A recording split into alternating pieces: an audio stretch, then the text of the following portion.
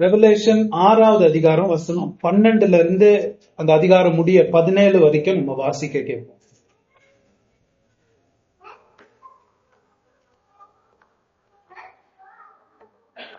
அவர் 6ஆம் முத்திரையை உடைக்க கண்டேன். இதோ பூமி மிகவும் அதிர்ந்தது. சூரியன் கருப்பு கம்பளியை போல கருத்தது. சந்திரன் ரத்தம் போலாயிற்று.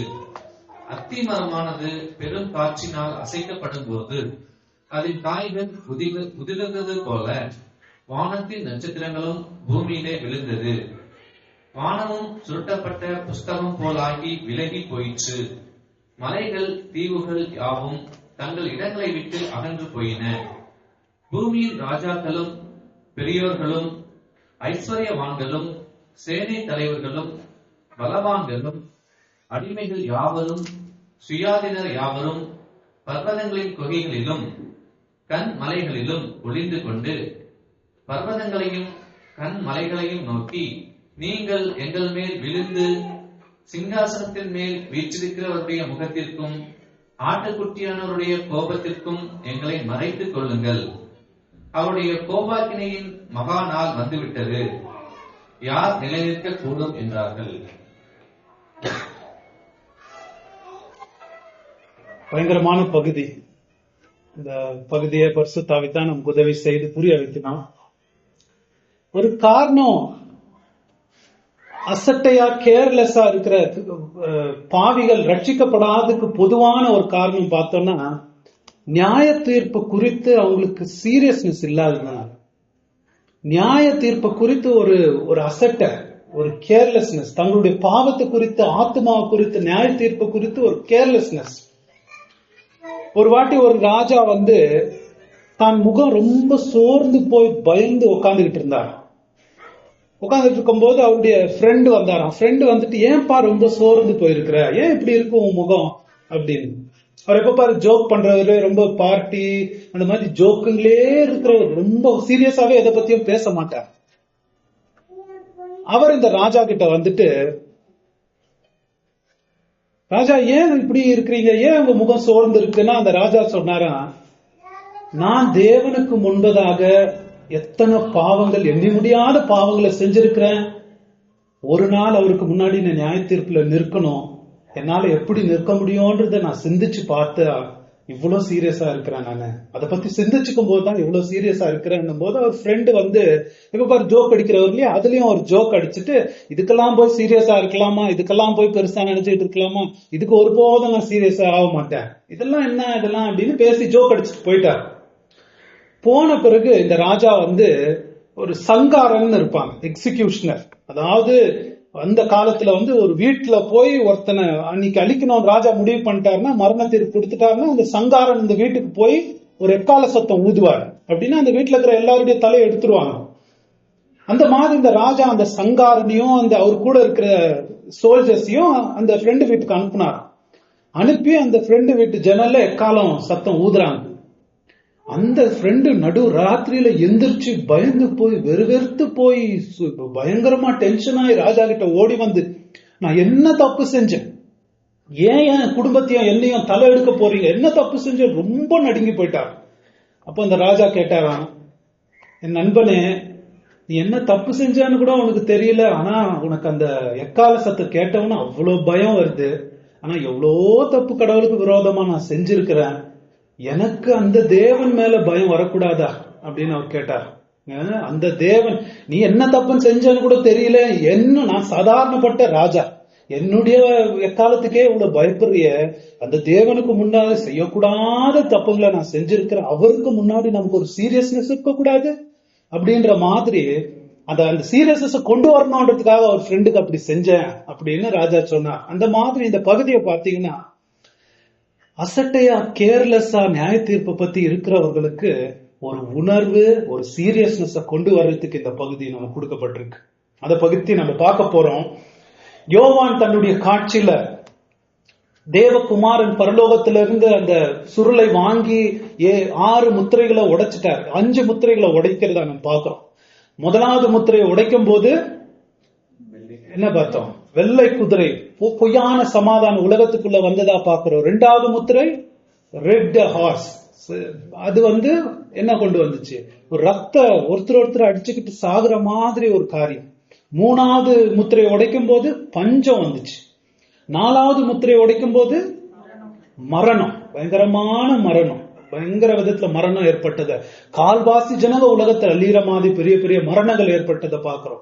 5வது முத்திரை அவர் உடைக்கும் போது பரலோக காட்சியாக அந்த இரத்த சாட்சிகள் நியாய தீர்ப்புக்கு பழிவாங்குதலுக்காக கடவுளை நோக்கி விண்ணப்பம் செய்யற ஒரு காட்சியை நம்ம பார்த்து முடிச்சு. இப்போ அவர் 6வது முத்திரைக்கு வர்றார். இந்த 6வது முத்திரையை நாம் பார்க்கும்போது இந்த 6வது முத்திரை என்னத்தை வலியுறுத்துது அப்படின்னு பாத்தீங்கன்னா, பயம். பயம், ஒரு பெரிய பயம் மனுஷர்களுக்கு ஏற்படுறத நம்ம பார்க்கலாம். அந்த பயத்துல எல்லோரும் சேர்ந்து உலகத்திலேயே இது வரைக்கும் நடத்தாத ஒரு ஜெப கூட்டம் நடத்துறாங்க. ஆனா அந்த ஜெப கூட்டம் கடவுள்கிட்ட ஜெபம் பண்றதுக்கு இல்ல, மலைகளையும் பாறைகளையும் நோக்கி எல்லாரும் ஜெபம் பண்ணுகிற எந்த அளவுக்கு அந்த பயம் ஏற்பட்டிருக்குன்னா, அந்த மலைகளையும் பாறைகளையும் நோக்கி தாங்க தற்கொலைக்காக ஜெபம் பண்றாங்க. அந்த அளவுக்கு பயம் ஏற்பட்டிருக்கிறத பார்க்கலாம். அவங்க தற்கொலை பண்ணிக்கிறதுக்கும் ரெடியா இருக்கிறாங்க, ஆனா தேவனுடைய கோபத்தை சந்திக்கிறதுக்கு அவங்க பயப்படுறாங்க அப்படின்றத இந்த இதுல பார்க்கலாம். பயம்ன்றது பொதுவாவே ஒரு பவர்ஃபுல், ஒரு வல்லமையான ஒரு உணர்ச்சி இல்லைங்களா? நம்ம எல்லாருக்கும் பயம் வருது. சில நேரங்கள்ல பயம் வந்துருச்சுன்னா நம்ம என்ன செய்யறோம்னு கூட தெரியாம செய்வோம், ஒரு யோசிக்காம செய்வோம். பயத்துல நிறைய லெவல்ஸ் இருக்கு தெரியுங்களா? ஒரு சின்ன பயம், ஃபியர், அதை விட போச்சுன்னா பேனிக்னுவாங்க. பேனிக்னா ஒரு திகில் அப்படின்றது. அது பேனிக் அதனோட அளவெல்லாம் தாண்டி போயிடுச்சுன்னா பேரனாய்டுன்னுவாங்க இங்கிலீஷ்ல. தமிழ்ல எனக்கு என்ன வார்த்தைன்னு தெரியல. ரொம்ப உயர்ந்த பயத்துக்கு என்ன பேரு? பேரனாய். அது ஒரு வியாதி அப்படின்னு சொல்லுவாங்க. பேரனாய் அப்படியே நடுங்கி முகலாம் வாடி போய் நடுக்கத்துல இருக்கிறது, எதை நினைச்சாலும் பயம். பேரனாய்டு, அதை ட்ரீட் பண்ணுவாங்க அதெல்லாம் வச்சு. அந்த மாதிரி ஒரு பயம் வருத நம்ம பார்க்கலாம். சில பேருக்கு உலகத்திலே வந்திருக்கு அந்த மாதிரி பயம். பயம் அநேக டைம்ல நமக்கு என்ன பண்ணுது? டென்ஷனை ஏற்படுத்துது, ஹார்ட் பீட்டை ஏற்படுத்துது. சில பேருக்கு ஹார்ட் அட்டாக்கே வந்துருது பயத்தினால. ஹார்ட் அட்டாக் இறந்து கூட போறாங்க பயத்தினால. அந்த மாதிரி நிறைய காரியங்கள் பயம் ஏற்படுத்த முடியும். நமக்கு நிறைய காரியங்களை குறித்து பயப்படுறோம். நான் யோசிச்சு பார்த்தேன், எதெல்லாம் நம்ம பயப்படுறோம்? நம்ம ஆக்சிடென்ட பார்த்தா பயப்படுறோம் இல்லைங்களா? ஆக்சிடென்ட் குறித்து பயம் இருக்கு, வியாதியை குறித்து பயம் இருக்கு, நம்ம வேலையை குறித்து பயம், பொருளாதார காரியத்தை நினைச்சா பயம். ஆனா நிறைய பேருக்கு ரொம்ப பொதுவா இருக்கிற பயம் எது தெரியுங்களா? எல்லாருக்கும் இல்ல, அது ரொம்ப பயங்கரமான பயம். ரொம்ப பொதுவா எல்லாருக்கும் ஸ்டேஜ்ல பேசணும்னா தான் பயம். ஒரு கூட்டத்துல பேசணும்னா தான் பெரிய பயம். அது எல்லாருக்குமே இருக்கிறதா? அது ஒரு பெரிய பயமா சொல்றாங்க. ஆனா மிகப்பெரிய பயம் அவர் சொன்ன மாதிரி உச்சகட்ட பயம் மரண பயம். அதை நம்ம பார்க்கணும். அது மாத்திரம் இல்லாம ஜனங்க வித்தியாசமான வினோதமான காரியங்களுக்கும் பயப்படுவாங்க. உங்களுக்கு தெரியுங்களா? பாம்புகளுக்கு பயப்படுறது ஓகே, எனக்கு கூட பாம்பு பார்த்தா பயம். இது இடி மின்னலுக்கெல்லாம் பயப்படுறது பார்த்தேன். ஆனா பல்லிங்களுக்கு பயப்படுவாங்க, கற்பாம்பூச்சிக்கு பயப்படுவாங்க, இருளை பார்த்தா பயம். ஒரு லிஸ்ட் ஒருத்தர் போடுறாரு எதுக்கெல்லாம் பயம். நாயை பார்த்தா பயம், பூனையை பார்த்தா பயம், கிருமிகளை பார்த்தா பயம், எலிய பார்த்தா பயம், பிளேன்ல பறந்தா பயம், ஒரு ஹைட்டுக்கு போனா பயம், டெட் பாடியை பார்த்தா பயம், ஹாஸ்பிட்டல பார்த்தா பயம், இன்ஜெக்ஷன்ஸை பார்த்தா பயம். இப்படி எல்லாம் நிறைய பயங்கள் இருக்கு. அப்படின்னு அவர் போட்ட லிஸ்ட் பார்த்தோன்னா எதைத்தான் பயப்படாம இருக்காங்க? உலகத்துல இருக்கிற எல்லாத்துக்கும் மனுஷன் பயப்படுறான்ற மாதிரி ஒரு லிஸ்ட் இருக்கு. ஆனா ஒரு பெரிய சோகமான காரியம், எல்லாத்தையும் பார்த்து பயப்படுற ஒரு மனுஷன், அவனுக்கு இருக்க வேண்டிய ஒரு பயம் அவனுக்கு இல்லை. அதுதான் சோகமான விஷயம். அவனுக்கு இருக்க வேண்டிய பயம் அவனுக்கு இல்லை. எதை பத்தி அவன் பயப்படணும் மனுஷன் தெரியுங்களா? எபிரேயர் 10:31 போட்டிருக்கு, ஜீவனுள்ள தேவன் கையில் விழுகிறது பயங்கரமா இருக்குமே அப்படின்னு போட்டிருக்கு. ஜீவனுள்ள தேவன் கையில் விழுறது ரொம்ப பயங்கரமா இருக்கும். அதை குறித்து தான் நம்ம பயப்படணும். இயேசுவே நமக்கு எதை குறித்து பயப்படணும்னு சொல்லி தராரு பாருங்களேன். லூக்கா எடுங்க, லூக்கா 12:4 இருந்து படிங்களா. எதை குறித்து நீங்க பயப்படணும்? என் சிநேகிதராகிய உங்களுக்கு நான் சொல்லுகிறேன், உங்களுக்கு நான் சிநேகிதராகிய உங்களுக்கு நான் சொல்லுகிறேன், சரீரத்தை கொலை செய்து அதன் பின்பு அதிகமாக ஒன்றும் செய்ய திராணி இல்லாதவர்களுக்கு பயப்படாதீர்கள். சரீரத்தை ஒண்டி கொல்லுகிறவர்களுக்கு பயப்படாதீர்கள். யாருக்கு பயப்படணும்? நீங்கள் இன்னாருக்கும் பயப்பட வேண்டும் என்று உங்களுக்கு காண்பிக்கிறேன். அவர் சொல்றார், நீங்க யாருக்கு பயப்படணும் நான் சொல்லி தரேன்.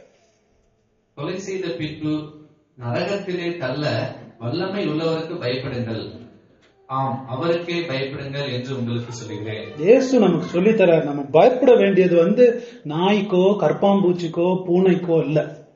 நமக்கு இருக்கக்கூடிய அந்த பாரநோயான்ற மாதிரி ஒரு பயம், உச்சகட்ட திகில் பயம் யாருக்கு இருக்கணும்னா, நம்ம சரீரத்தையும் அழித்து நம்மளுடைய ஆத்மாவையும் நரகத்தில் சதா காலம் தள்ள வல்லமை உரியவருக்கே நீங்க பயப்படுங்க அப்படின்ற. பயப்படுங்கன்றார் இயேசு. நம்ம நிறைய சபைகள் தான் ஆண்டவருடைய ஒரு பக்கம் மாத்திரம் காமிச்சு ஆண்டவர்கிட்ட இருந்து பயம் எப்படி எடுத்துடலாம் தான் முயற்சி பண்றாங்க. ஆனா இயேசு சொல்றாரு, பயப்படுங்க, அவருக்கு பார்த்து பயப்படுங்கன்றார். should fear God. நம்ம இன்னைக்கு இந்த 6வது முத்திரையை திறக்கும் போது இந்த முத்திரையில என்ன பார்க்க போறோம்? ஒரு நாள் வரப்போகிறது. அந்த நாள்ல எதையோ பார்த்து பயப்படுற மனுஷங்க எல்லோருக்குமே இந்த பயம் இருக்க போகுது. ஜீவனுள்ள தேவனுடைய கையில விழுகிற பயம். அந்த பயம் எந்த அளவுக்கு பெரிய பயங்கரம்னா, அவங்களுக்கு இருக்கிற மிகப்பெரிய பயம் மரண பயம். அந்த மரண பயத்தையும் தாண்டி இந்த பயம் அவங்கள ஆட்கொள்ளுது. அவங்க சாவறதுக்கு கூட பயப்பட மாட்டேன்றாங்க. பாருங்களேன், சாவறதுக்கு ரெடியா இருக்காங்க. அதை விட பெரிய பயம் ஜீவனுள்ள தேவன் கையில் விழுகிறது பெரிய பயமா இருக்கு. எல்லோருக்கும் அந்த உலகத்துல இருக்கிற ஒரு நாள் வரப்போகுது. இந்த 6வது முத்திரை திறந்த பிறகு அந்த நாள் வரப்போகுது. அந்த பயத்துல என்ன நடக்குதுன்னா, இயேசு லூக்கால சொல்றாரு, men will faint from fear. Actual வார்த்தை என்னன்னா, மனிதர்கள் பயத்துல ஸ்பாட்லயே செத்துருவாங்கன்னு போட்டிருக்கு. பயத்திலே ஹார்ட் அட்டாக் ஆகி செத்துருவாங்கன்னு போட்டிருக்கு. அந்த மாதிரி ஒரு பயம் ஏற்படுத்துகிற ஒரு நாள் வரப்போகிறது. ஆனா அந்த மாதிரி சாகாத மீதி இருக்கிறவங்க என்ன பண்ணுவாங்க? மலைகள்லயும் குகைகள்லயும் போய் ஒளிந்து கொள்வார்கள் பயத்துல. அப்படின்றத நம்ம பாக்குறோம். என்ன அந்த பயத்தை ஏற்படுத்துது? அதைத்தான் இந்த 6வது முத்திரையில நம்ம பார்க்க போறோம். என்ன அந்த பயத்தை ஏற்படுத்துதுன்னா, 2 தலைப்புல நான் இதை பத்தி சொல்ல போறேன். முதலாவது ஒரு இங்கிலீஷ்ல போட்டிருக்க காஸ்மிக் கொலாப்ஸ், அதாவது ஒரு அகிலமெல்லாம் சரிந்து போகிறது, அகிலமெல்லாம் அழிந்து போகிறத கண்கூடா பாக்குற ஒரு காட்சி, அது பார்க்க போறோம். அதுக்கு மனிதர்கள்கிட்ட இருந்து வருகிற ஒரு பதில், இது 2 தான் பார்க்க போறோம். ஒரு காஸ்மிக் கொலாப்ஸ் நம்ம படிப்போம் இந்த வசனங்கள்ல இருந்து. முதல் வசனங்கள் இது படிங்க. அவர் 6ஆம் முத்திரையை திறந்த பிறகு 12 அவர் 6ஆம் முத்திரையை உடைக்க கண்டேன், இதோ பூமி மிகவும் அதிர்ந்தது, சூரியன் கருப்பு கம்பளியை போல கருத்தது, சந்திரன் ரத்தம் போலாயிற்று. இது வரைக்கும் 5 முத்திரைகளை திறந்து வந்த ஆண்டவர் தன்னுடைய ஜட்ஜ்மெண்ட்ஸ் தான் இந்த உலகத்துக்கு அனுப்பிச்சுக்கிட்டு இருந்தார். ஆனா இது வரைக்கும் அமிச்ச ஜட்ஜ்மெண்ட்ஸ் எல்லாம் பாத்தீங்கன்னா ஒரு கருவியல் மூலமா தான் அமிச்சார் இல்லைங்களா? ஒரு பொய்யான சமாதானம் அது இதுன்னு வந்ததெல்லாம் பஞ்சம் கிஞ்சம் எல்லாம் பராமரிப்பின் மூலமாவும் மற்ற காரியங்கள் மூலமாவும் அந்தி கிறிஸ்துவின் மூலமா தான் கொண்டு வராரே தவிர, ஆனா இந்த 6வது முத்திரையில தானே பாவிகளோடு நேரா டைரக்டா டீல் பண்ண வரார். அதுதான் வித்தியாசம். டைரக்டா தானே வருகிறத பார்க்கலாம். நம்ம பாவிகளை டீல் பண்றதுக்கு அது எவ்வளவு ஒவ்வொரு அங்கமும் நடுங்கக்கூடிய திகில் கொடுக்கக்கூடிய ஒரு நிகழ்வுன்றத பார்க்கணும். இது எப்படி விவரிக்கிறது?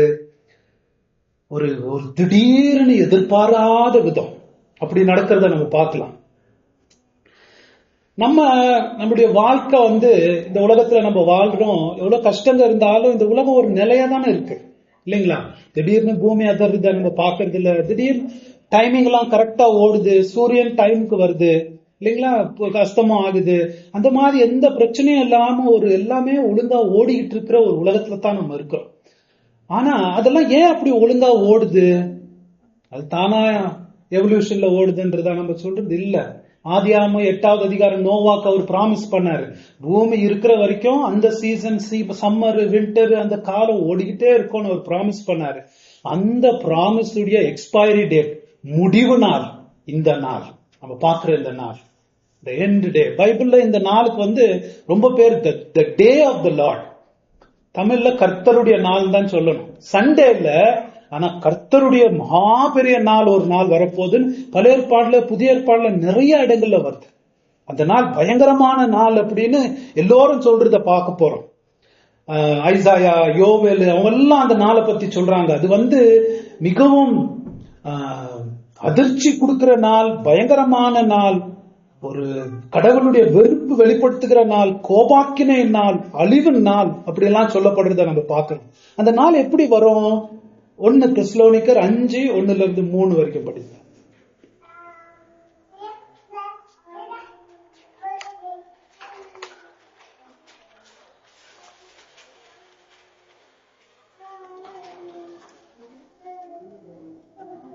அஞ்சாவது அதிகாரம் 1-3. சகோதரரே, இவைகள் நடக்கும் காலங்களையும் சமயங்களையும் குறித்து உங்களுக்கு எழுத வேண்டுவதில்லை.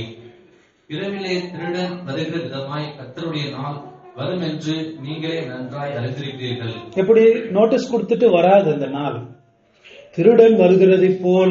அப்புறம் சமாதானமும் சௌக்கியமும் உண்டென்று அவர்கள் சொல்லும் போது கர்ப்பவதியானவர்களுக்கு வேதனை வருகிறது போல அழிவு சடிதியாய் அவர்கள் மேல் வரும்.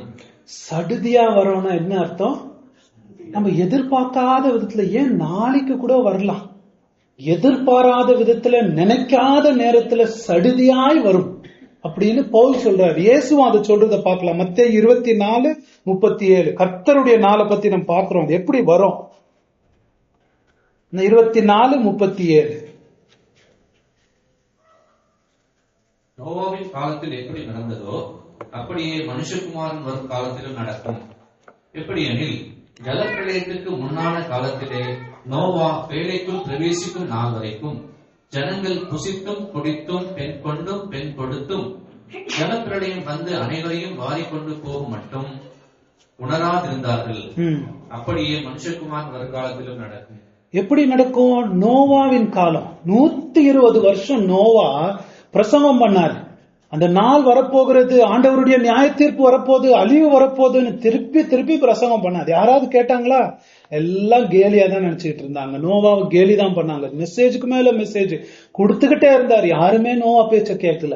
கேட்காதப்ப எல்லாருமே தாங்கள் புசித்து குடித்து பெண் கொடுத்து பெண் எடுத்துக்கிட்டு இருக்கிற ஒரு நேரத்துல ஜலப்பிரளயம் அவங்களை வாரி கொண்டு போகும் மட்டும் உணராதிருந்தார்கள்.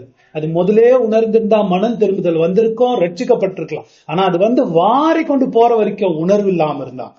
அப்படித்தான் இந்த நாள் இருக்க போகுது. இன்னைக்கோ நாளைக்கோன்னு ஒரு குறிப்பு சொல்ல வேண்டியது இல்ல. இது எப்போ எதிர்பார்க்காத ஒரு நேரத்துல இந்த நாள் வரப்போகிறது. எப்போனே சொல்ல முடியாது. இந்த நாள் சடுதியாக வரும் அப்படின்னு போட்டிருக்கு.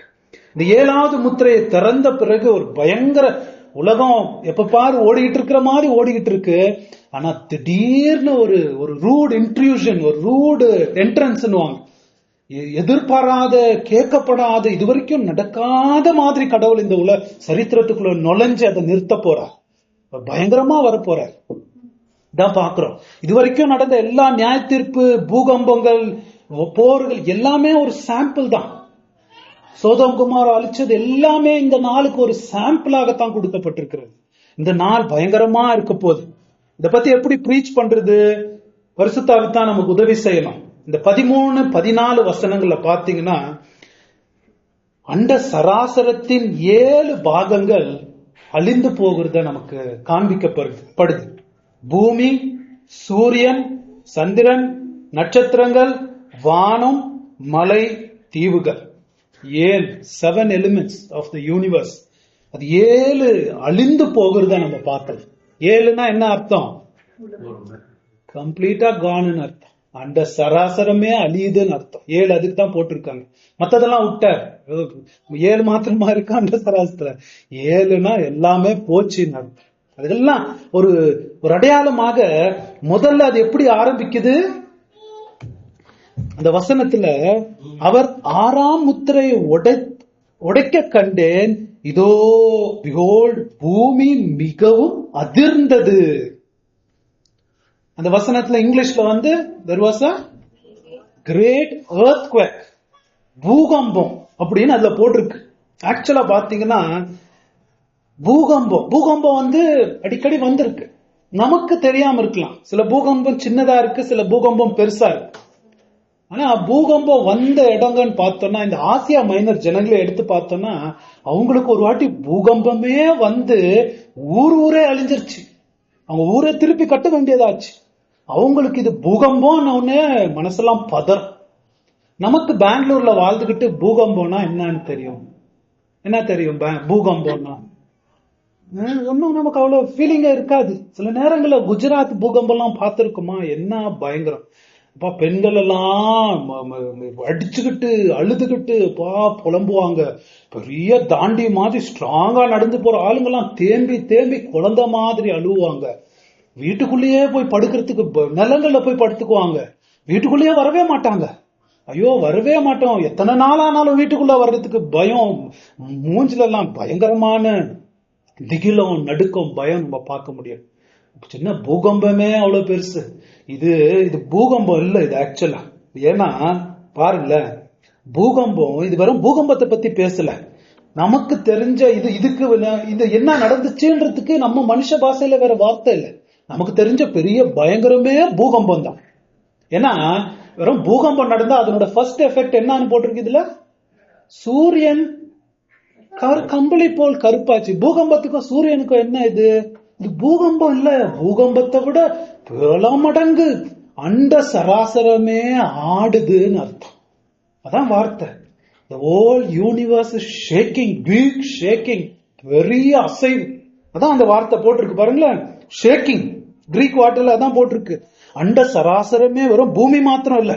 ஏன் சூரியன் சந்திரன் எல்லாம் பாதிக்கணும்னா the whole universe கற்பனை பண்ண முடியாத அளவுக்கு நடுங்குது, எதிர்பாராத விதத்துல.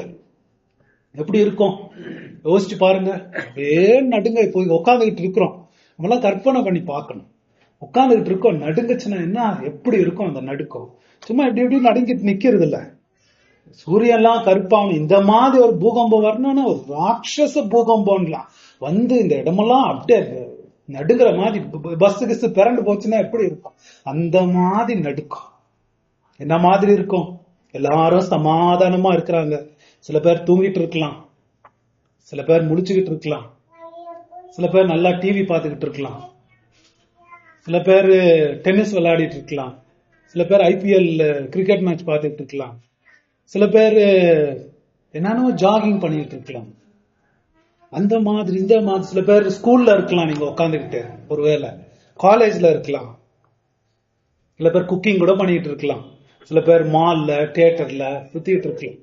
அந்த மாதிரி பூமி போற விதத்திலேயே போயிட்டு இருக்கும் போது ஒரு பெரிய ஷேக்கிங், ஒரு பெரிய நடுக்கம் என்ன பயத்தை ஏற்படுத்தும் யோசிச்சு பாருங்க. ஏன்னா இது வரைக்கும் அப்படி பூமியை நம்ம நினைச்சதே இல்லையா. எப்ப பாரு பூமியை தானங்க நம்புறது, அண்ட சராசரத்தை நம்பிதானே ஆண்டாக வாழ்ந்து வந்திருக்கிறோம். சடனாக இப்படி ஒண்ணு ஏற்படுதுன்னா அது நம்மளால கிரகிக்கிறதுக்கே நமக்கு டைம் வேணும். அதுக்குள்ளேயே செத்து போயிருவாங்க நிறைய பேர்.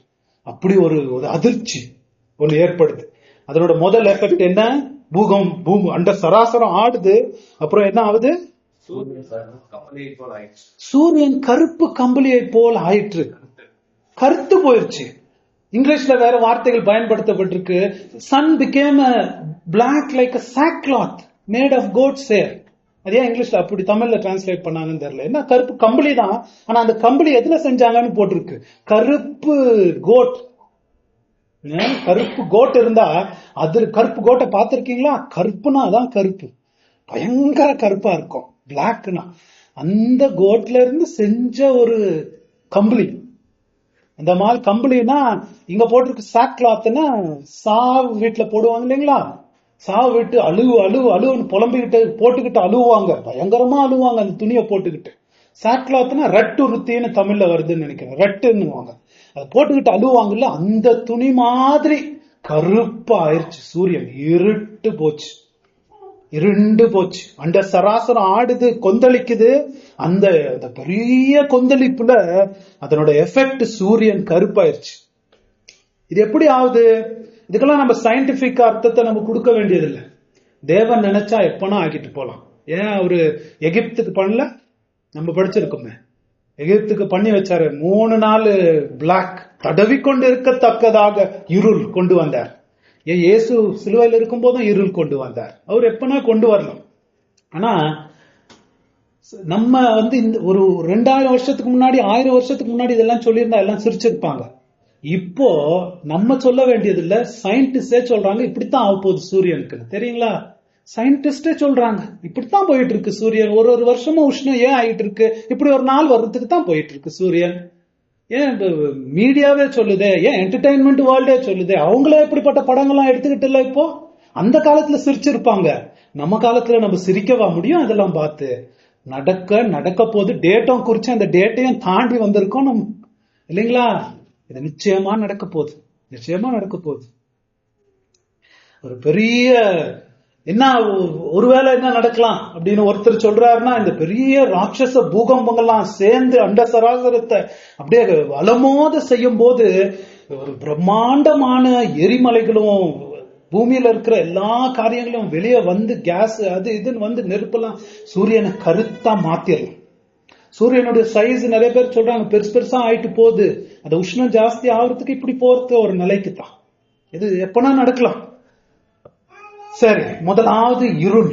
அந்த இருள் வந்த உடனே எப்படி இருக்கும்? பயங்கரமா இருக்கும்.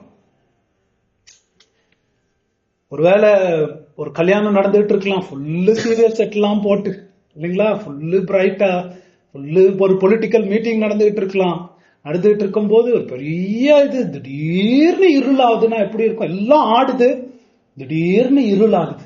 என்ன எப்படி இருக்கும் யோசிச்சு. பாவி மனுஷர்களுக்கு எப்படி, இந்த பெல்ஷாசார்னு ஒருத்தர் இருந்தான், அவனுக்கு ரொம்ப தப்புங்க பண்ணிக்கிட்டு இருந்தான். கடவுளை மிஞ்சி மிஞ்சி தப்பு பண்ணிக்கிட்டு இருந்தான். கடவுளுடைய கட்டளைகளை உடைச்சுக்கிட்டு இருந்தான். எருசலேம்ல இருந்து கொண்டு வந்த அந்த பாத்திரம், கோல்டு பாத்திரத்துல பிராந்தியை ஊத்தி குடிச்சுக்கிட்டு இருக்கிறார். அவருக்கு ஒரு கை வருது பாருங்க. வந்த உடனே என்ன ஆச்சு தெரியுங்களா? முகமே வெடுவெடுத்து போய் இந்த கால் அடிச்சுக்கிட்டு டே நிக்கிறான் நடுங்கிட்டு. அப்படி ஆகாது மக்களுக்கு. அதெல்லாம் சும்மா சாம்பிள். இங்க என்ன ஆகும்? பயங்கரமா இருக்கும், பயங்கரமா இருக்கும். அப்புறம் அடுத்தது என்ன நடக்குது? சந்திரன் ரத்தம் போல் ஆயிற்று. டோட்டல் எக்லிப்ஸ் அப்படின்லாம். ஏன்னா சூரியன் வந்து சந்திரனுடைய லைட்ல தானே நம்பி இருக்கு. சூரியனே பிளாக் ஆயிடுச்சுன்னா சந்திரன் என்ன ரெட் ஆயிடுச்சுன்னு நம்ம பாக்குறோம். அதனோட எஃபெக்ட் நம்ம சயின்ஸ்ல படிச்சோம், உங்களுக்கு தெரியும். நம்ம உலக சைக்கிள் இக்கோ சிஸ்டமே வந்து சூரியன் சந்திரன் சைக்கிள்ல தான் ஓடுது. அது இல்லைன்னா நம்மளே பிளான்ட் லைஃப் இருக்க முடியாது, அனிமல் லைஃப், எந்த லைஃபும் இருக்க முடியாது. எல்லாம் டோட்டல் கன்ஃபியூஷன். அப்படின்னும் போது அது ரெண்டும் போச்சுன்னா இங்க என்னதான் மிஞ்சம்? எல்லாமே டோட்டல் கம்ப்ளீட்டா போச்சுன்னு அர்த்தம். அப்புறம் அத்திமரமானது பெரும் காற்றினால் அசைக்கப்படும் போது அதன் காய்கள் உதிர்கிறது போல வானத்தின் நட்சத்திரங்களும் பூமியிலே விழுந்தது. இதுவே பத்தாதா? இதுவே நடுக்கத்தை கொடுக்கும்.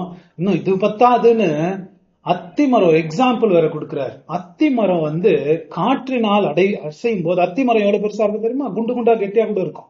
அந்த காயினால அது அசையப்படும் போது அது தலைமையில அங்க யாரும் உட்கார மாட்டாங்க. அது அசையப்படும் போது பட்டா பட்டா பட்டா தலையில விழுவும், பாம்பு விழுற மாதிரி. அதனால இந்த தேங்காய் மரம் நம்ம ஊர்ல தேங்காய் மரம் சொல்லலாம். தேங்காய் மரத்துல இருந்து பெரிய காத்து அடிச்சுன்னா நிக்குவோமா? அது கீழே தேங்காய் மரம் தேங்காய் விழுந்துச்சுன்னா எப்படி இருக்கும்? அந்த மாதிரி நட்சத்திரங்கள். நட்சத்திரம்ன்றது வந்து நட்சத்திரமா இருக்க முடியாது. ஏன்னா நட்சத்திரம் சைஸ் பாத்தீங்கன்னா பூமியை விட பல மடங்கு பெருசு. ஒரு நட்சத்திரம் வந்து விழுந்துச்சுனாவே நம்ம சட்னி தான். அப்படி இருக்கும்போது நட்சத்திரம் இருக்க முடியாது. இது வந்து காமெட்ஸ், அஸ்டராய்ட்ஸ் அதெல்லாம் நிறைய வானத்துல இருக்கு இல்லைங்களா? அதெல்லாம் ஒரு நெருப்பு பாம் மாதிரி பூமி மேல வந்து உழுது. மழை வந்து உழுது, டமால் டமால் டமால், அங்க இங்க பாம் வந்து உழுது. இதெல்லாம் வச்சுதான் இந்த 2012 எடுக்கிறாங்க. வேற ஒன்றும் புதுசா இல்லை. அப்படியே வந்து உழுது டமால் டமால்னு வானத்துல இருந்து. நட்சத்திரங்கள்லாம் தங்களுடைய சைக்கிள் இருக்குல்ல, அந்த ஆர்பிட்ஸை விட்டு இது போய் அப்படியே உடஞ்சி அந்த சராசரமே ஒரு வெடிஞ்சு டிஸ்இன்டிகிரேட் ஆகுற மாதிரி ஒரு காட்சி ஆடுதுங்க. எல்லாமே ஸ்பின் ஆகுது, பூமியில வந்து பயங்கரமா உழுது. அதுக்கு உதாரணம் வேற கொடுக்கிறாரு பாருங்களேன். உங்களுக்கு இது அத்தி மரத்துல இருந்து விழுந்தா எப்படி தெரியும்? ஐயோ உடனே ஓடணும்னு நமக்கு இருக்குமே, நமக்கு ஃபீலிங் ஆகும். அந்த மாதிரி தான் உழுவப்போது. எங்க ஓட போற நீ? 14வது வசனம் விவரிக்க முடியாம யோவான் விவரிச்சுட்டு போறாரு பாருங்களா. வானமும் சுருட்டப்பட்ட புஸ்தகம் போலாகி விலகி போயிற்று. வானமும் சுருட்டப்பட்ட புஸ்தகம் போலாகி விலகி போயிற்று. எப்படி இருக்கு? சுருட்டப்பட்ட புஸ்தகம், ஸ்க்ரால். இந்த ஸ்கிரால்னு பாத்தீங்கன்னா இப்படி மடிச்சு வைப்பாங்க, ரெண்டு பக்கமும் மடிச்சு வைப்பாங்க. அது தோல், மிருகத்தோல்ல அதுல இதுல பண்ணிருப்பாங்க. அது திறந்து மூடி திறந்து மூடி திறந்து மூடும் போது என்ன ஆகும்? நம்ம புக்கு திறந்து மூடினா என்ன ஆகும்? சென்டர்ல கிராக் விடுறது இல்ல, அந்த மாதிரி இந்த ஸ்கிரால் என்ன ஆகும்? அது ட்ரை ஆகி இந்த டென்ஷன்ல நடுவுல டடக் டடக்குன்னு கிழிஞ்சு அப்படியே ரெண்டா சுருண்டும். ரெண்டு சுருள் மாதிரி ஆயிரும், அப்படியே சுருண்டும். அந்த மாதிரி இவர் என்ன சொல்ற, வானமெல்லாம் ஒரு ஒரு சுருள் மாதிரி நீட்டி கடவுள் இவ்வளவு நாள் வச்சத அது உடனே நடுவுல பிளந்து அப்படியே போய் அங்க எங்கேயோ போயிருது. வானமே இல்லை, டாப்பே இல்லை. எப்படி இருக்கும் யோசிச்சு பாருங்களேன்.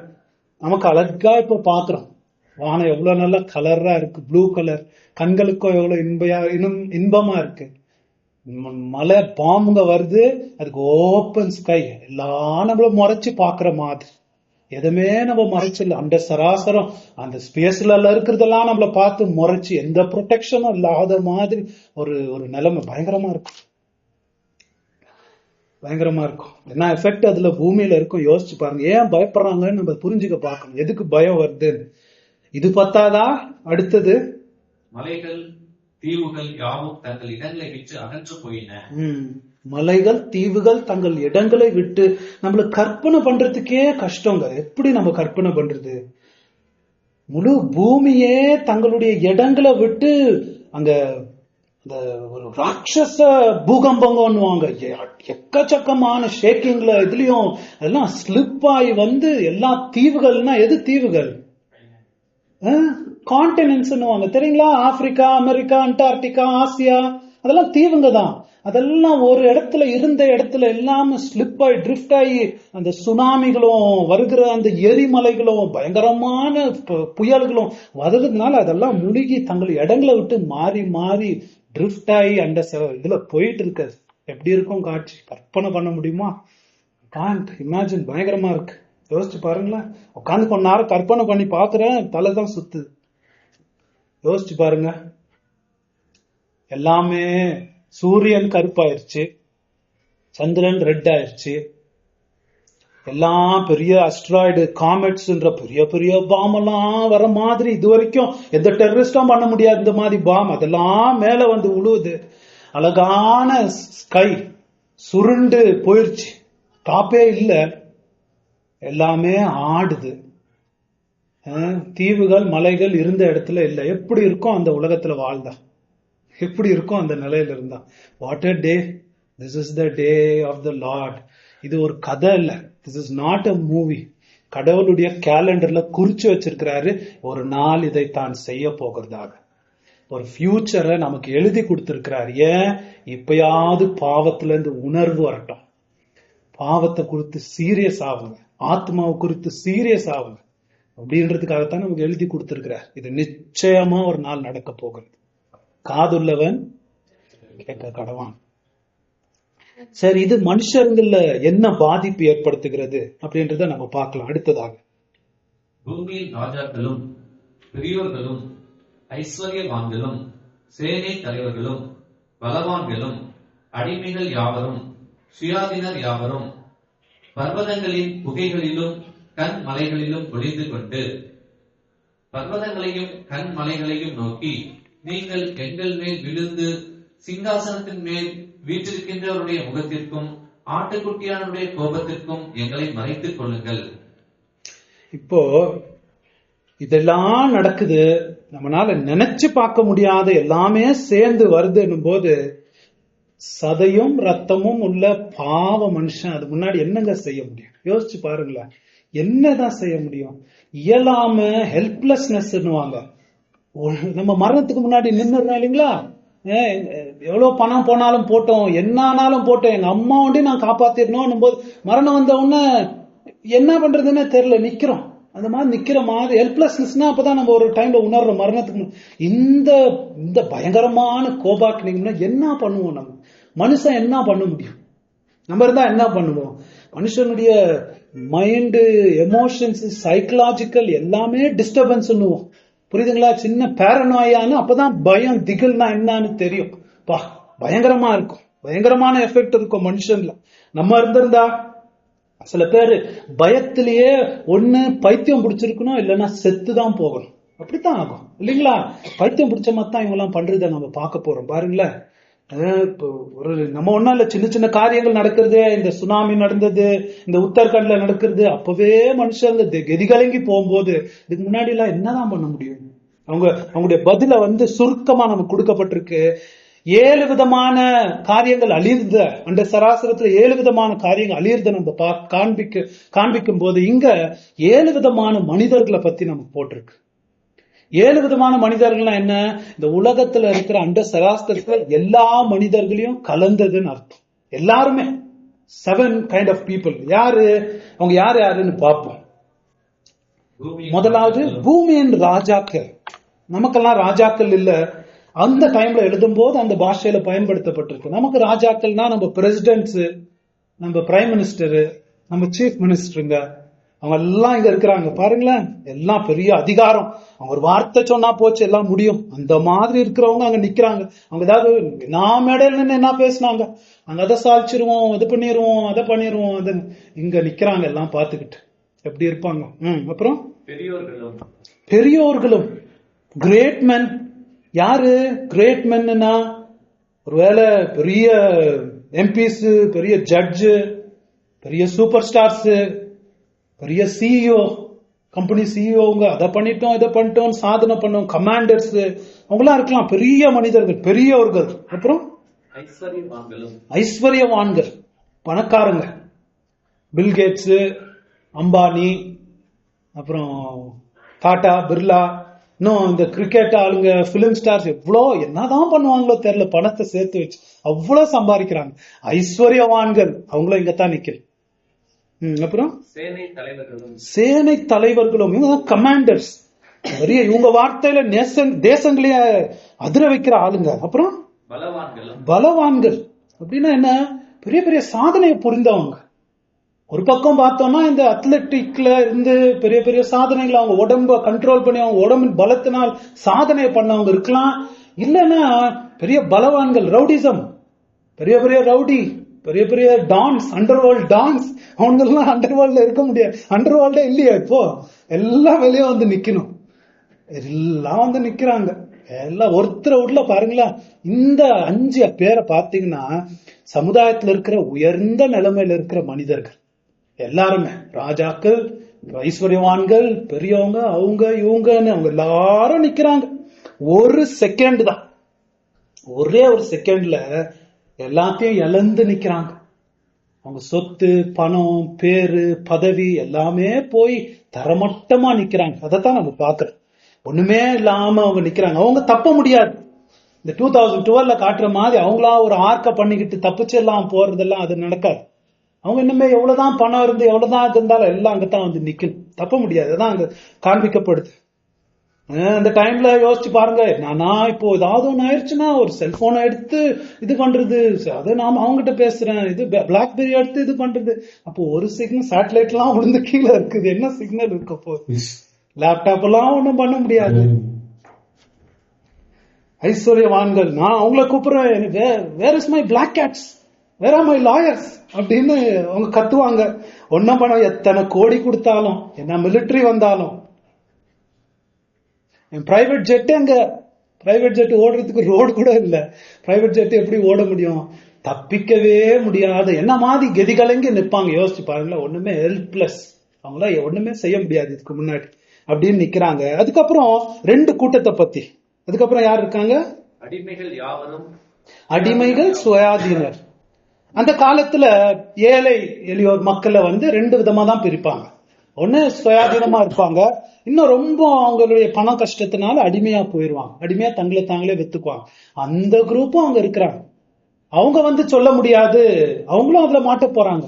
ஐயோ நான் பாவம், நான் ஏழை, அதனால நான் பாவம் செஞ்சுக்கிட்டேன், அதனால நான் பாவத்துல வாழ்ந்தேன்னு அவங்களுடைய பரிதாப நிலைமைய வச்சு அவங்க ஒன்னும் பண்ண முடியாது. பலவான்களோ ஒன்னும் பண்ண முடியாது, ஏழை எளியோரோ ஒன்னும் பண்ண முடியாது. அதுதான் அந்த கூட்டம் பயங்கரமான கூட்டமா இருக்கிறத பாக்குறோம். எல்லாரும் ஒரே சமமா நிக்கிறாங்க. எப்படி இருக்கும் காட்சி?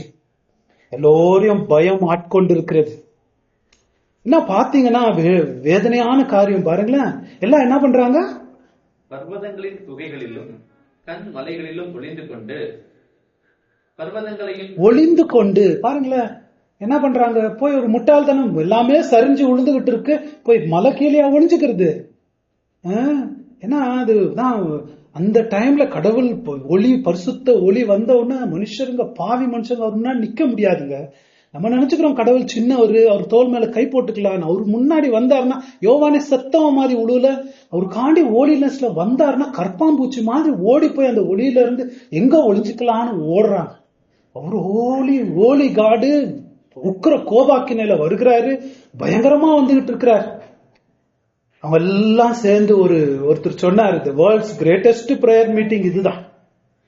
என்ன சொல்றாங்க? அவங்க எல்லாரும் சேர்ந்து, தேவனே எங்க மேல இரக்கமாயிரும்னு கேக்குறாங்களா?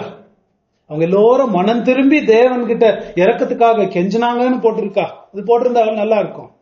போடல பாருங்களேன். ஏன்? இன்னொரு வசனம் படிங்களா, அதே ரெவலேஷன் 9:21.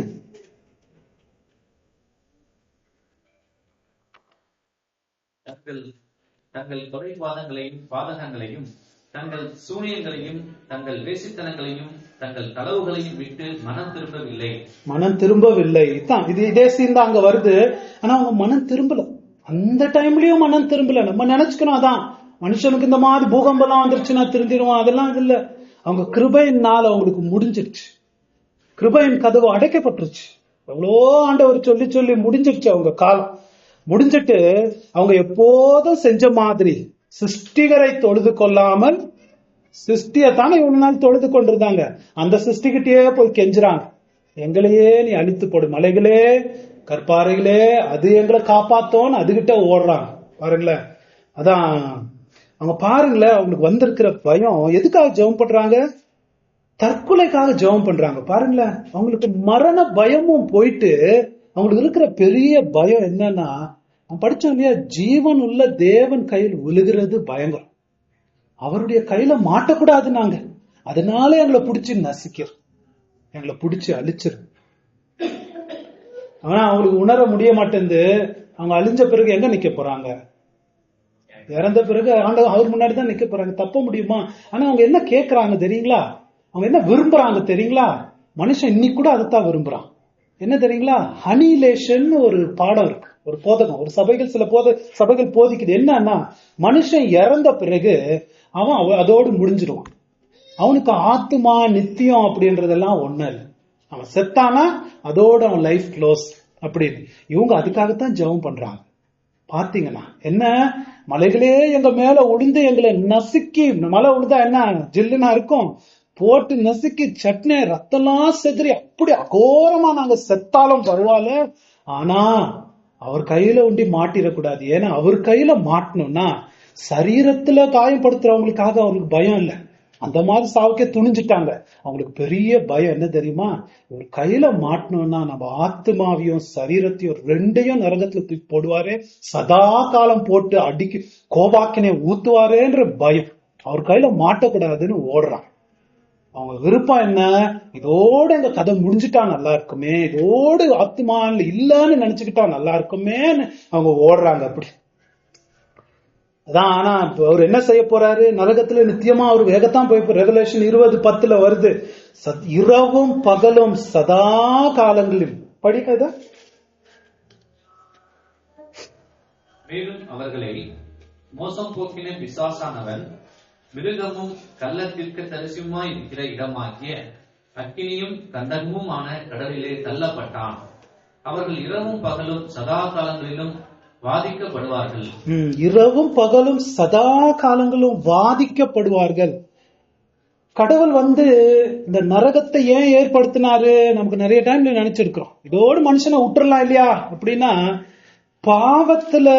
பாவத்துல இருந்து நம்மள கண்ட்ரோல் பண்ணோன்றது அவர் நியமிச்ச ஒரு நியமனங்க. நம்மள நரகத்தை எது பாவத்துல இருந்து நம்மள கண்ட்ரோல் பண்ணோம்னா, ஒரு முக்கியமான ஒரு காரியம் நரகம். ஏன்னா பாவம் உலகத்தின் வழியில பார்க்கும்போது ரொம்ப இன்பத்தை கொடுக்குது இல்லைங்களா? என்ன பாவமே செய்யாத மாதிரி யாருமே தலாட்ட மாட்டேன்றீங்க. உலகத்தின் வழியில ரொம்ப இன்பத்தை கொடுக்குது. ஆனா அதனோட அகோரம், அதனோட மகாபெரிய கசப்பு நரகத்துல தான் பயங்கரம். அது எப்படின்னா, இயேசு என்ன சொல்றாரு தெரியுங்களா? ஐயோ, நீங்க வெறும் சரீரமா இருந்தா போச்சு, நீங்க எல்லாம் பயந்துகிட்டு இருக்கலாம். உங்களை படைச்சதே சரீர ஆத்மாவோடு கடவுள் படைச்சிட்டாரா, அதனால ஒருபோதும் பாவம் செஞ்சுட்டு அவர்கிட்ட ஒப்புரவாகவும் போய் மாட்டிராதீங்க. பாவத்தை அவர் விடவே மாட்டார். ஏன்னா உங்களுக்கு ஒரு நித்திய ஆத்மா இருக்கு. அந்த ஆத்மாவும் பாவமும் சேர்ந்துச்சுன்னா அது மிக பாரமா அவங்கள நரகத்துல போட்டு அழிக்க போகுது. அதனால போய் ஒருபோதும் அவர்கிட்ட மாட்டிராதீங்க, அவருக்கே பயப்படுங்க. ஏன்னா நீங்க உங்களுக்கு ஆத்மா இருக்கு. அந்த ஆத்மா பாவம் இந்த உலகத்துல அந்த நேரத்துல மாட்டி இருக்காங்க, கடவுள்கிட்ட ஒப்புரவு ஆகல, பாவம் எவ்வளவு பாவம் செஞ்சிருக்கிறாங்க. அந்த பாவத்தையெல்லாம் விட்டுருவாரா? அவர் குமாரனே அப்படி போட்டு வதிச்சாரு, இவங்களும் அந்த பாவத்துக்கு விட்டுருவாரா? அந்த பாவத்தை எப்படியாவது எடுத்து போட்டுடலாமா, அந்த பாவத்தை வாந்தி எடுத்தாவது கக்கிடலாமா? ஆனா அது முடியாது. என் மனசுல இருந்து நித்தியத்தை தூக்கி இழிச்சு எடுத்து போட்டுடலாமானா முடியாது. நீ நித்தியத்தோடு பண்ணப்பட்டவன், நித்தியமா இருக்கணும். உன் பாவத்துக்கு வாதைய நீ அனுபவிக்கணும். எந்த அளவுக்கு பாவம் செஞ்சியோ அந்த அளவுக்கு தண்டனை உனக்கு இருந்தே இருக்கும். இங்க செய்யற ஒவ்வொரு பாவமும் நரகத்துல உன்னை அழுத்தாம விடவே விடாது. அது பெரிய பாரமா இருக்கும். ஒரு சின்ன பாவமும் இந்த உலகத்துல நரகத்துல பெரிய கசப்பு பாரத்தை கொடுக்கறதா இருக்க போகுது. அதனாலதான் நரகம் ஆண்டவர் ஏற்படுத்தி இருக்கிறது. பாவத்துல இருந்து நம்மள கண்ட்ரோல் பண்றதுக்கு தான் நரகம். அது இந்த உலகத்துல இன்பமா இருக்கலாம், பயங்கரம் நரகத்துல அவங்க என்னதான் பண்ணுவாங்க அந்த நேரத்துல. அதனாலதான் சொல்றது, இங்க இருக்கிறவங்க பாவத்துல ஆண்டவர்கிட்ட ஒப்புரவு ஆகாம இந்த நாள்ல போய் ஆண்டவரை சந்திச்சிடாதீங்க. உங்களுக்கு ஒரு நித்திய, அவருக்கே பயப்படுங்கன்னு இயேசு சொல்லி இருக்கிறார். நித்திய ஆத்மா இருக்கு. நீங்க கிழிச்சு போட்டாலும் இப்படிதான் பிறந்துட்டீங்க, என்ன பண்றது? நீங்க கிழிச்சு என்ன பண்ணாலும் அந்த ஆத்மா அவங்களை விட்டு போவாது. நீங்க செஞ்ச பாவங்களும் அவங்களை விட்டு போவாது. அந்த ஆத்மா சரீரம் அந்த தண்டனை அனுபவிக்கும். அதுல இருந்து தப்புறதுக்கு ஒரே வழி, அந்த ஆட்டுக்குட்டியானவர்கிட்ட ஆண்டவர் அந்த தேவன் கிட்ட ஒப்புரவு ஆகலைன்னா அந்த நாளை போய் மாட்டினோம்.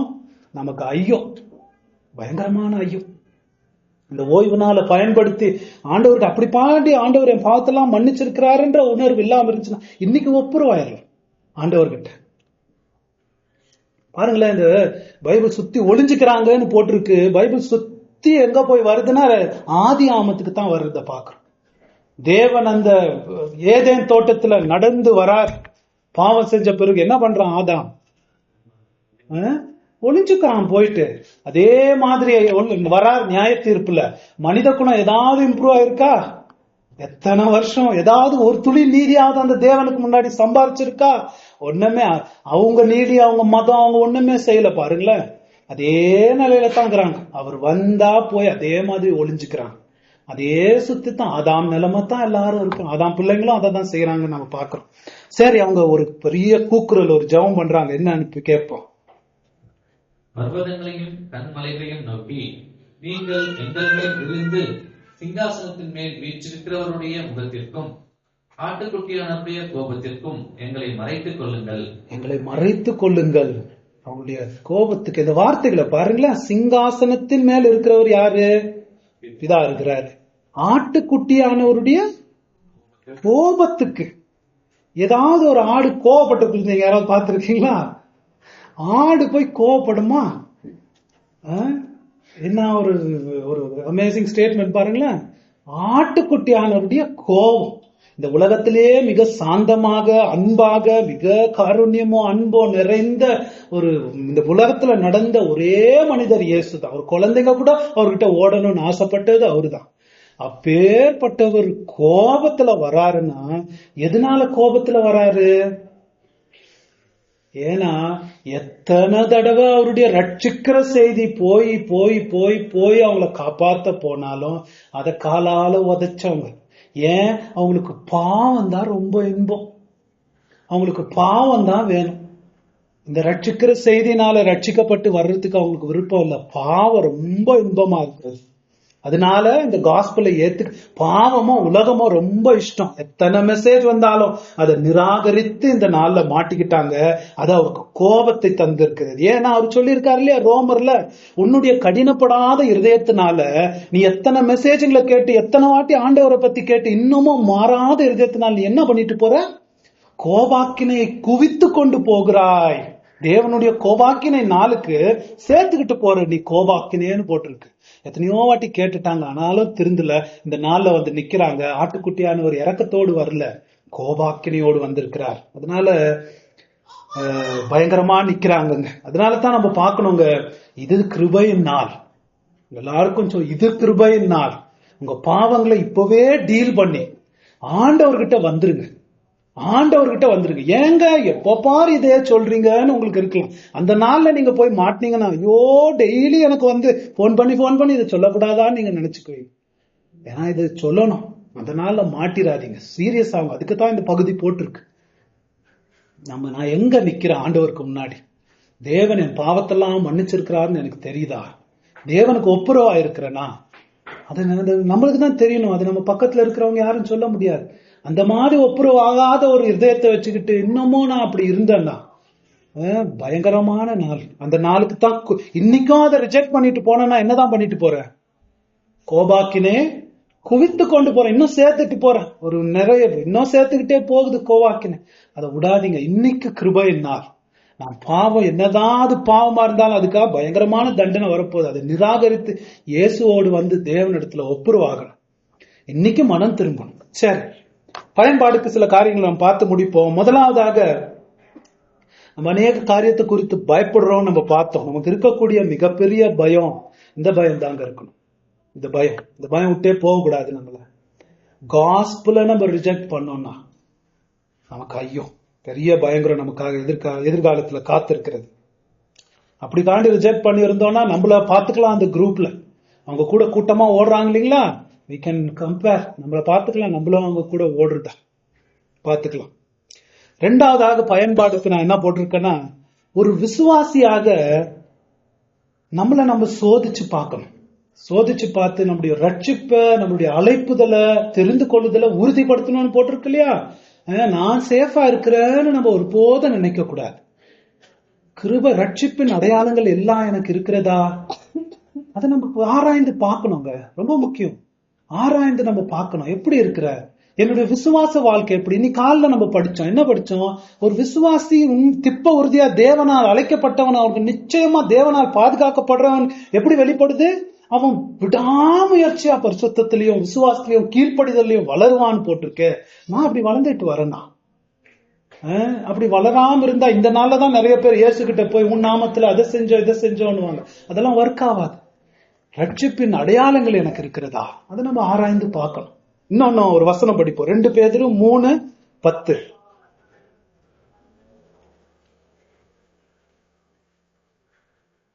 கர்த்தருடைய நாள் இரவிலே திருடன் வருகிற விதமாய் வரும். அப்பொழுது வானங்கள் மடமடவென்று அகன்று போகும், பூதங்கள் வெந்து உருகி போகும், பூமியும் அதிலுள்ள கிரியைகளும் எரிந்து அழிந்து போகும். இப்படி இவைகளெல்லாம் அழிந்து போகிறதா என்றபடியால் நீங்கள் எப்படிப்பட்ட பரிசுத்த நடக்கையையும் தேவ பக்தியும் உள்ளவர்களா இருக்க வேண்டும். இதே நாளை பத்தி தான் சொல்றாரு.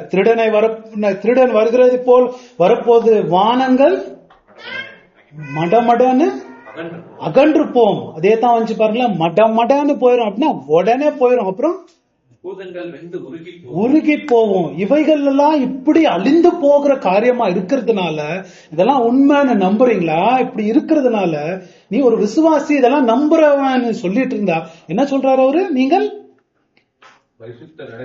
எப்படிப்பட்ட பரிசுத்த நடக்கையும் இருக்கணும். நம்ம யோசிச்சு பார்ப்போம், என்ன பரிசுத்த நடக்க நமக்கு இருக்கு. நம்ம யோசிச்சு பார்ப்போம் பர்சனலா, எவ்வளவு உள்ளுக்குள்ள பரிசுத்த நடக்க நமக்கு இருக்குதா? பயம் இருக்குதா? குடும்பத்துல பரிசுத்த நடக்க இருக்கிறதா? சபையில பரிசுத்த நடக்க எப்படிப்பட்ட ஒரு சொல்லல எப்படின்னு எப்படி இருக்கணும் யோசிச்சு பாருங்க. எவ்வளவு உயர்வா இருக்கணும் யோசிச்சு பாருங்க. இன்னமும் சாக்கு போக்கு சொல்லிக்கிட்டா நீங்க வாழணும். இன்னமும் பலவீனம் எக்ஸ்கியூசஸ் கொடுத்துக்கிட்டா நீங்க வாழணும். அதான் சொல்றாரு, எப்படிப்பட்ட பரிசுத்த நடக்கையோடு நீங்க இருக்கணும். இதெல்லாம் இப்படி அழிய போகுதே, உலக கவலைகள் உலக காரியம் எல்லாம் நினைச்சிருக்கிறீங்களே, எப்படிப்பட்ட இதெல்லாம் அழிய போகுதே. அதுதான் நம்ம பார்க்கணும். நம்ம தான் யோசிச்சுக்கணும் எப்படி இப்ப நம்ம பரிசுத்த வாழ்க்கையில் நம்ம வளரணும் அப்படின்னு. இதுல இன்னும் ஒரே ஒரு காரியம் நம்ம பார்க்கணும். நம்ம ரட்சிப்பை குறித்து பெரிய நன்றி நமக்கு இருக்கணும். எவ்வளவு பெரிதான ரட்சிப்புன்னு தெரியுதுங்களா? ஏன்னா இவங்க எல்லாம் என்ன கேட்கறாங்க இன்னைக்கு? அந்த கேள்வி கடைசியில என்ன கேட்கிறாங்க?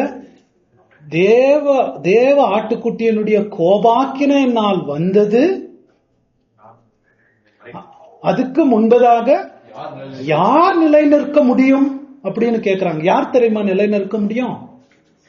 யார் தெரியுமா? அதே அடுத்த அதிகாரத்துல போட்டிருக்கு பாருங்களேன், 7:9. இவைகளுக்கு பின்பு நான் பார்த்தபோது இதோ சகல ஜாதிகளிலும் கோத்திரங்களிலும் ஜனங்களிலும் பாஷைக்காரர்களிடமிருந்து வந்ததும் ஒருவனும் எண்ணக்கூடாததுமான திரளான கூட்டமாகிய ஜனங்கள் வெள்ளை அங்கிகளை தரித்து தங்கள் கைகளில் குருத்தோலைகளை பிடித்து சிங்காசனத்துக்கு முன்பாகவும் ஆட்டுக்குட்டியானவருக்கு முன்பாகவும் நிற்க கண்டேன். நிக்கிறாங்க பாருங்களேன். யார் அந்த கூட்டம்? ரட்சிக்கப்பட்ட கூட்டம் தான். நம்ம எவ்வளவு பெரிய ரட்சிப்புனா எவ்வளவு சீப்பா நம்ம நினைக்கிறோம். ஒரு அதை முடிஞ்சிச்சு வேற காரியம் பார்ப்போம். எவ்வளவு பெரிய ரட்சிப்பு ஆண்டவர் கொடுத்திருக்கிறாருன்னு அதுக்கு எவ்வளவு நன்றி நமக்கு இருக்கணும். யோசிச்சு பாருங்களேன். இப்படியெல்லாம் உலகமெல்லாம் போய் ஐஸ்வர்யவான்கள், பெரியோர்கள், பலவான்கள் எல்லாம் கற்பாம்பூச்சி மாதிரி போய் அடியில ஒளிஞ்சுக்கிட்டு பயங்கர அழிவை நோக்கி போகும்போது நம்மள பரலோகத்துல அவரு நிக்க வைக்கிறாரு அப்படின்னா எவ்வளவு பெரிதான ரட்சிப்பு. யோசிச்சு பாருங்க. அப்படிப்பட்ட ரட்சிப்பு தாங்க ஆண்டவர் நமக்கு கொடுத்திருக்கிறாரு. ஏன் அப்படி நம்ம ரட்சிக்கப்படுறோம்? நம்ம அவங்கள மாதிரி பாவம் செய்யாததுனாலயா? என்ன நினைக்கிறீங்க? அவங்கள விட ரொம்ப சின்ன பாவங்க நம்ம செஞ்சிருக்கிறதுனாலயா? எதனால நம்ம நிக்கிறோம்? அந்த ஆட்டுக்குட்டியானவர் நமக்காக செத்து இருக்கிறாரு. அது ஒரே காரணம் தான். அந்த ஆட்டுக்குட்டி எனக்காக செத்திருக்கிறார். அந்த ஆட்டுக்குட்டி 2000 வருஷத்துக்கு முன்பதாக எனக்காக வாழ்ந்து ஒரு நீதியை சம்பாரிச்சு அவர் நீதியை எனக்கு கொடுத்துட்டு சிலுவையில ஏறி போய் என்னுடைய பாவங்கள்லாம் தன்மேல் சுமந்துக்கிட்டு சுமரும் போது பூமி அப்பவும் அதிர்ந்துச்சுங்க. அப்பவும் 3 மணி நேரம் இருள் வந்துச்சு. நாங்க அனுபவிக்க வேண்டிய அந்த கோபாக்கினைய தான் அனுபவிச்சுட்டார். அவர் எனக்காக மரித்ததுனால தான் நான் அவருக்கு முன்பதாக நிற்க முடியும். அந்த கோபாக்கினால. ஏன்னா அந்த கோபாக்கினை அவர் குடிச்சு தீர்த்துட்டார், முடிந்ததுன்னு சொல்லி விட்டுட்டார். எவ்வளவு பெரிதான ரட்சிப்பு இயேசு நம்மளுக்கு வாங்கி கொடுத்திருக்காரு பாருங்களேன். இந்த நியாய தீர்ப்பு இந்த பகுதி எல்லாம் ஒரு விசுவாசிக்கு இயேசு எவ்வளவு பிரஷஸ் ஆக்கணும் யோசிச்சு பாரு. என் தேவன் என் ஆட்டுக்குட்டியானவர் எனக்காக செஞ்சதுனால தான் நாங்க நிக்க முடியும். உலகமே அப்படி அழிஞ்சு போகிற. அதனாலதான் இயேசு என்ன சொல்றாரு? லூக்கா 21:28 இவங்கெல்லாம் நடக்கும் போது நீங்க மனம் உடைஞ்சு இருங்கன்னு சொல்லல பாருங்களேன்.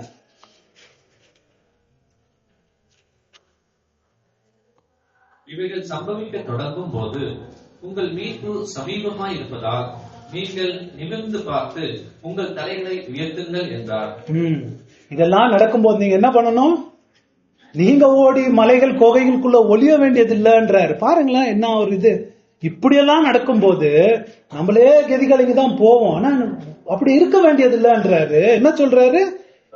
தலை நிமிர்ந்து நடந்து உங்க மீட்பு வரப்போகிறதுன்றத தைரியமா இருந்தாங்க ஒரு விசுவாசியுடைய ஆட்டிடியூடா இருக்கணும்னு விரும்புறாரு. நீங்க யோசிச்சு பார்க்கலாம். இவங்க எல்லாம் போய் ஒளியறாங்க. விசுவாசிங்க எங்க? இந்த கூட்டத்துல விசுவாசிங்க எங்க? யோசிச்சிருக்கீங்களா? யோசிச்சு பார்க்கணும் இல்லையா? எங்க போனாங்க விசுவாசிங்க? எங்க போனாங்க தெரியுங்களா? இதெல்லாம் இப்படி நடக்கும் போதுதான் இயேசுடைய 2வது வருகை. ஒரு பக்கம் இந்த கேமரா ஆங்கிள் என்ன காட்டுதுன்னா அவிவிசுவாசிகள் மேல வருகிற கோபாக்கினைய காட்டுது. அதான் காட்டுது. ஆனா இன்னும் வரப்போறதுல பார்க்க போறோம். இதுக்கு முன்னாடி இதுக்கு அதே சைமல்டேனியஸா என்ன நடக்குதுன்னா நம் விசுவாசிகள் எல்லோரும் அதே நேரத்துல ராப்சர் ஆகி தேவனோடு போய் சேர்றத நம்ம பார்க்க போறோம். அது வரப்போது. நீங்க வீட்டுல படிக்கலாமே. 1 தெசலோனிக்கர் 4:16 அது போட்டிருக்கு பாருங்களேன். அதனாலதான் உங்க தலை நிமிர்ந்து நில்லுங்கள். ஏன்? உங்க மீட்பு வந்துருச்சுன்னு படிங்க. 1 தெசலோனிக்கர் 4:16. ஏனெனில் கர்த்தர் தாமே ஆரவாரத்தோடும் பிரதான தூதனுடைய சத்தத்தோடும் தேவ எக்காலத்தோடும் வானத்திலிருந்து இறங்கி வருவார். அப்பொழுது கிறிஸ்துவுக்குள் மரித்தவர்கள் முதலாவது எழுந்திருப்பார்கள். பின்பு உயிரோடு இருக்கும் நாமும் கர்த்தருக்கு எதிர்கொண்டு போக மேகங்கள் மேல் அவர்களோட கூட ஆகாயத்தில் எடுத்துக் கொள்ளப்பட்டு இவ்விதமாய் எப்பொழுதும் கர்த்தருடன் கூட இருப்போம். இது அந்த டைம்ல தாங்க நடக்குது. கிறிஸ்டியன் ஹோப் பரூசியா அப்படின்னுவாங்க. இயேசு வரும்போது இதுதான் ஒரு கிறிஸ்தவனுடைய நம்பிக்கை. இந்த மாதிரி உலகத்துக்கு மிக பயங்கரம் கொடுமை கோபாக்கினை வருகிற நாள்ல இயேசுவை உண்மையா நம்பினவங்க அந்த ராப்சர் ஆயிடுவாங்க. தான் பரூசியா. அவங்களுக்கு மிக இன்பமான ஒரு அதே நேரத்துல அவங்க எடுத்துக்கொள்ளப்படுகிறார்கள். அவங்க அந்த கூட்டத்துக்குள்ள இல்ல. எங்க மேல உழுவுங்கன்னு கதற அந்த கூட்டத்துல விசுவாசிகள் இல்ல. எவ்வளவு பெரிதான ரட்சிப்பு. யோசிச்சு பாருங்களேன். இதுதான் நன்றியை கொடுக்கணும். பயங்கர நன்றி ஆராதனையை நமக்குள்ள கிளப்பணும். இன்னும் ஒரே ஒரு காரியம் இதனோட பயன்பாடா, ஒரு அவிசுவாசிகளுடைய முடிவை பாருங்களேன். இது நமக்கு எவ்வளவு ஆத்தும பாரத்தை ஏற்படுத்தும். நம்ம பக்கத்துல இருக்கிறவங்க, வீட்டுல இருக்கிறவங்க, ஃப்ரெண்ட்ஸ் எல்லாருக்கும் தாங்க முடிவு. ஆனா அவங்கள ரட்சிக்கக்கூடிய செய்தி நம்ம கையில ஆண்டவர் கொடுத்திருக்கிறார். நம்ம கையில இருக்கு அவங்களை ரட்சிக்கக்கூடிய செய்தி. எவ்வளவு ஆத்தும சுவிசேஷ பாரத்தை நமக்கு இது ஏற்படுத்தணும் யோசிச்சு பாருங்களேன். நம்ம காலையில தான் பார்த்தோம், சபையில ஆண்டவர் என்ன விரும்புறாரு? எல்லா மனிதர்களுக்காகவும் விண்ணப்பங்களும் ஜெபங்களும் பரிந்து பேசுறதும். பரிந்து பேசுறதுன்னா என்ன? அவங்க நிலையிலிருந்து அவங்க இப்படி எல்லாம் அனுபவிக்க போறாங்களே, அவங்க இப்படி எல்லாம் கஷ்டப்பட போறாங்களேன்னு அவங்களுக்காக ஆண்டவர்கிட்ட போய் பரிந்து பேசுறது. என் மேல வந்த மாதிரி அவங்க நிலையில இயேசு நமக்காக எப்படி பரிந்து பேசுற, நம்ம நிலையில இருந்து அவங்களுக்காக நம்ம பரிந்து பேசணும். அவிசுவாசிகளுக்காக நம்ம பரிந்து பேசணும் ஆண்டவர்கிட்ட. அவங்களுக்கு ஒரு லாயர் மாதிரி நின்று, ஆண்டவரே அவர்களை இறக்கம் காமியும், அவங்களை ரட்சிப்பு எனக்கு ஒரு சந்தர்ப்பத்தை கூடும், அவங்ககிட்ட பேசுறதுக்கு ஒரு இது கூடும் அப்படின்னு ஆண்டவர்கிட்ட நம்ம பரிந்து பேசி ஆத்ம பாரத்தோடு ஜெபம் பண்ணணும். அப்படிப்பட்ட ஜெபம் ஆண்டவருக்கு பிரியமா இருக்கிறது நாம் பார்த்தோம் இல்லைங்களா? அந்த மாதிரி ஆத்ம பாரத்தை நமக்கு இது ஏற்படுத்தணும். அதான் இந்த பாடங்கள், இந்த பகுதியில நாம் படிச்சுக்கிற நமக்கு பயன்பாடுக்கு தேவன் இதை நமக்கு ஆசீர்வதிச்சு கொடுக்கட்டும். ஜெபம் செய்ய.